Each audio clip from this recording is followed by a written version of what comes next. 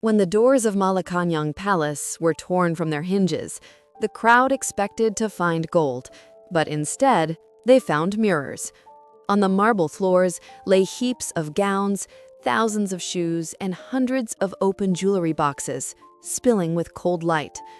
Diamonds scattered in disorder, sapphires flashed under camera bulbs, and pearls glimmered through the dust as if they too were confused about how they'd ended up in such chaos. That was the day the world finally saw what Imelda Marcos had been hiding for years, one of the most extraordinary jewelry collections of the 20th century. She was accused of vanity, madness, and obscene extravagance. But to Imelda, it was never just about jewels. Each piece, each tiara, was part of a carefully constructed image in which nothing was accidental. She wasn't collecting gold. She was collecting immortality. In a world where power could collapse overnight, the stones remained eternal, and in that eternity, she wanted her name to live on. Imelda Marcos possessed a rare instinct for beauty. She understood that luxury was not an accessory to power, it was its purest form. She knew that a tiara could speak louder than a speech, and a necklace could express what a politician never could. Her diamonds were not ornaments. They were declarations of strength, refinement, and ambition. From Russian pearl diadems to Indian diamonds, from French sapphires to Colombian emeralds, Imelda assembled an entire universe where every stone had a story and every story had a price. Today, decades later, these treasures rest behind glass in the vaults of the Central Bank of the Philippines. They belong to no one. Imelda Marcos did not save her power, but she saved her jewels. And that means part of her still lives in gold, in pearls, in the eternal glow of stones. She was not born in a palace, nor under the flash of cameras. Her home had no marble or gold, only the smell of old books and dust on the shelves. Imelda Trinidad Romualdez grew up in poverty, and perhaps that's when she realized beauty could become a form of power. Fate took her mother early, along with her childhood. Her father, a once respected lawyer, dragged around a worn briefcase full of papers, chasing a dignity long dissolved in debt. But her daughter chose another path. In a world that respected the wealthy, she learned that beauty itself was a kind of currency. Small-town beauty contests opened the doors to the capital. The title of Miss Philippines became her ticket to a new life. When she arrived in Manila, no one could have imagined that this graceful young woman with a singer's voice would become the most powerful woman in Southeast Asia. She learned to sing, to smile, to meet the eyes of those who shaped destinies. And one day, she met a man who saw in her not just beauty, but partnership, Ferdinand Marcos. He would become the president. She would become the symbol of his reign. As First Lady, Imelda rented a new kind of politics, diplomacy through splendor. Every reception, every foreign visit became a performance where her gowns and jewels were part of a political statement. Her name was known in every major fashion house and jewelry atelier. Cartier, Van Cleef & Arpels, Bulgari, Graff, Harry Winston. To some, she was a muse. To others, a provocation. When Imelda appeared in public, cameras didn't capture her face. They captured the light reflected from her diamonds. She called them "my stars." That was how her great collection began. The story of a woman who tried to build her own monarchy out of gold, pearls, and light. But while gowns could deceive, jewels never lied.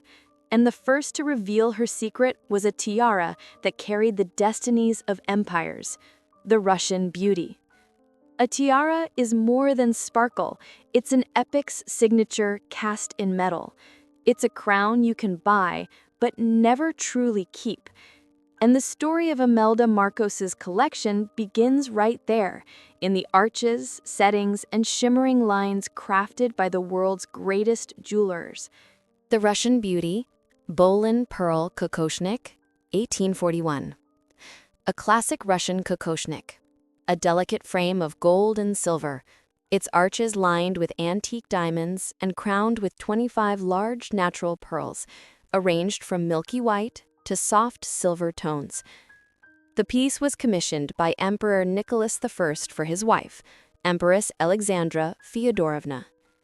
Later, it passed through the women of the Romanov dynasty and became one of the most iconic symbols of Russian style in 19th century high society. After the Revolution, the relic entered the market, sold at Christie's in 1927, then acquired by the 9th Duke of Marlborough for Gladys Deakin, and eventually, in the second half of the 20th century, it found its way into the hands of Imelda Marcos. After the fall of the Marcos regime in 1986, the tiara was confiscated and placed in the vault of the Central Bank of the Philippines, where it still rests today, like a museum verdict on luxury that outlived its owners. The Cult of Restraint. Catchpole and Williams Tiara, UK, mid-20th century. A piece of the British school, elegant, never ostentatious. 5 round diamond motifs set in silver and gold intertwine with cultured pearls, creating a balanced academic rhythm. The Catchpole and Williams workshop deliberately echoed Victorian motifs, producing a tiara one could wear in any embassy drawing room, a jewel that never shouts, but is always heard. Museum records made after the seizure list an estimated value of $20,000 to $25,000 and a signature blue leather case. For Imelda, this was her working crown of diplomacy, the perfect line where taste mattered more than volume. Cartier, the diamond tiara as a language of protocol, Paris, 20th century. Among the confiscated pieces, the inventory mentions a Cartier diamond tiara, not one of the imperial marvels, but a masterpiece of Parisian precision. Its platinum architecture is impeccable, the diamonds perfectly set, the profile designed to hold both the hairstyle's silhouette and the stage light. Appraised modestly, around $100,000, its true value lies elsewhere. Cartier is always the most fluent accent in international protocol, correct, elegant, and never out of tune. In post-revolution photo archives, another distinct silhouette appears, a mesh-like tiara of fine diamond leaves. At its center, a large pearl surrounded by a halo of smaller stones, and above it an oval ruby that catches fire with every movement of the head. Its design speaks to the Eastern international style of the 1970s, a look often associated with the Bulgari aesthetic of that era, when Eastern opulence was translated into the language of Rome. More air, more flexibility, more play of light. The exact maker remains uncertain, but the piece appears in official documents as tiara with pearls and diamonds, central ruby. It was meant for evening wear, pure pageantry paired with long sleeves and a high coiffure. If Imelda's tiaras were her crowns, then her necklaces and brooches were her language. Through them, she spoke to the world, not in words, but in facets. Each jewel carried its own story, its own temperament, its own mood. Together, they formed her private vocabulary of power, written not in ink, but in light. Antique sapphire and diamond necklace, United Kingdom, early 20th century. Created in an era when jewelry still carried the refined grace of Edwardian taste, this necklace featured 5 oval and rectangular sapphires, framed by mine-cut diamonds, linked together by a delicate gold chain. The jeweler remains unknown, but the craftsmanship, the silver-gold setting and distinctive cuts, points to London workshops of the 1900s, 1910s. The sapphires are believed to be from cashmere, prized for their velvety glow, a shade once valued above all others. Imelda acquired the necklace in the 1970s, and it became her favorite piece for state receptions. Its estimated worth ranged between $180,000 and $220,000, yet its true value was symbolic, a bridge between two centuries, from Victorian England to tropical Manila. Raymond Millau necklace with 95-carat Burmese ruby, France, mid-20th century. This masterpiece by French jeweler Raymond Millau was called Imelda's heart. At its center burned a rare 95-carat ruby from the fabled Mogok mines of Burma, encircled by 60 brilliant diamonds. The setting, platinum and rose gold, intertwined like a living wreath, appeared to bend around the stone, as if the metal itself obeyed its will. The ruby's deep wine color held everything within it: power, passion, and blood. Imelda wore it to receptions in Tehran and Washington, prompting Western journalists to write, "The heart of the East burns at her throat." Valued at around $1 million, the necklace became much more than a jewel. It was an emblem of her regime, an emblem of luxury turned into weaponry. Brooch with 150-carat Burmese ruby, Burma, 1970s. A companion piece to the Millau necklace, a massive floral brooch centered with a 150-carat ruby surrounded by diamond-cut petals. It was crafted in Rangoon by the royal jeweler of General Ne Win's court and presented to the First Lady of the Philippines as a token of political alliance. The brooch rarely left the palace display cases, yet once in 1976, Imelda wore it to a banquet hosted by the Emperor of Japan. The red stone against the white silk of her tourneau became a living emblem of both her status and her illusion. 25-carat pink diamond from Golconda, India, 18th century. One of the most mysterious stones in the entire collection. For years, it appeared in inventories simply as unappraised crystal. Only after the revolution, when seized assets were re-examined, did experts from the Central Bank of the Philippines realize what it truly was: a genuine 18th century pink diamond cut in the traditional briolette or barrel shape. Its origin was traced to Golconda, India, the legendary source of gems such as the Hope Diamond, the Orlov, and the Regent. Weighing 25 carats, it was valued at no less than $5 million. But its worth went beyond money. This stone belonged to a time when jewels were worn as proof of divine right. Now it rests under glass, a silent witness to history's favorite cycle. Empires fall, but their diamonds remain. After the diamond storms of the 1970s came a quieter era, in which Imelda began to seek a softer light, feminine, meditative, almost spiritual. Thus emerged the eastern line of her collection: pearls, jade, and dark stones that seemed to live from within. Necklace of South Sea golden pearls, Philippines, 1970s. A classic choker composed of the rarest golden pearls, each nearly 2 centimeters wide. Every pearl carries a unique hue, from soft champagne to deep amber.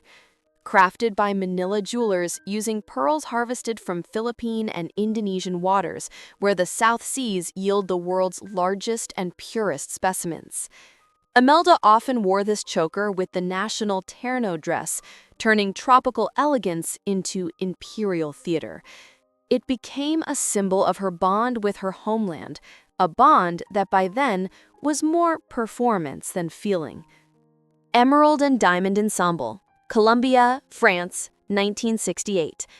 One of the most striking combinations in the collection: a necklace, earrings, and brooch featuring large Colombian emeralds set in platinum. Created by Cartier for an Eastern client, the emeralds, mined in Muzo, were famed for their purity and inner fire, green that seemed to glow from within. Imelda wore this set to receptions with President Nixon and the Shah of Iran. The color green symbolized not just wealth, but renewal, something long lost to her own life. By the mid-1980s, Imelda Marcos's collection had become its own world, a universe governed by different laws. Where ordinary women wore jewelry, she wore legends. But every legend demands a sacrifice, and the day came when even gold could not protect her from reality. February 1986. The air in Manila smelled of dust and gasoline. The crowd surged toward the gates of Malacañang, the palace where, just yesterday, arias had echoed and champagne glasses had clinked.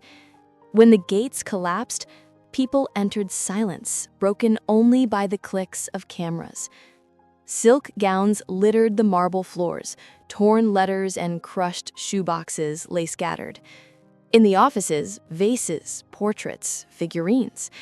And in the First Lady's chambers, what the journalists had come for. Jewelry boxes, hundreds of them, ivory, lacquered wood, leather, some closed, others gaping open, as if their owner had stepped out for only a moment. From them spilled rings, brooches, necklaces, pearl strands tangled with gold chains, rubies caught the glare of flashlights.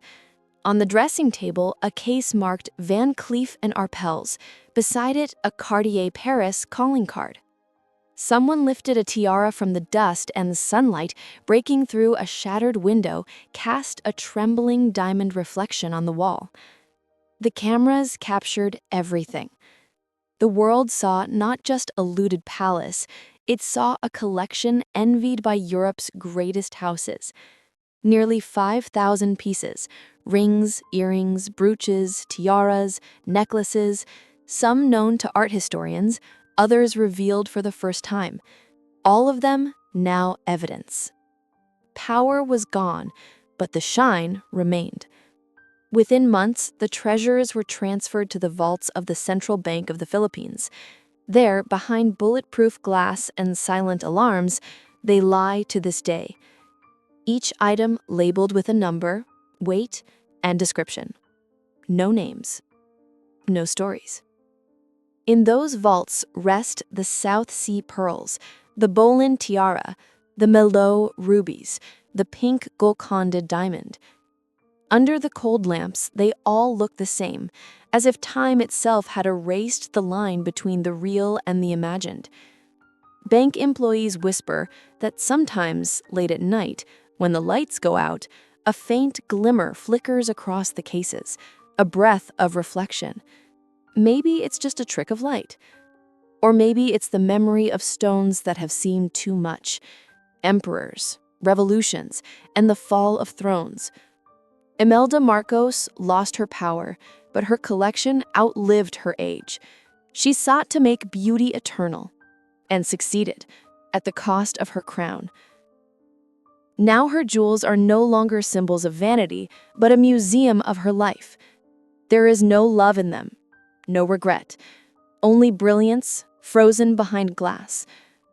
Diamonds do not age. Pearls do not forget.